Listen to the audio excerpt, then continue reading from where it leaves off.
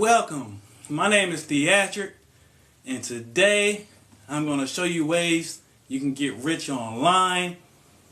If you're new to the channel, feel free to subscribe, hit that like button and that notification bell so you can stay up to date. And if you want to make money online, there's a lot of ways you can do it. You can make your own website, sell your own products online. You can also do drop shipping. There's a lot of ways you can make money online. Now you can actually do affiliate marketing. But this is another way you can make money online. If you're new to the channel, feel free to check out some of my previous videos. I got a lot of videos up there for you. And let's get to it.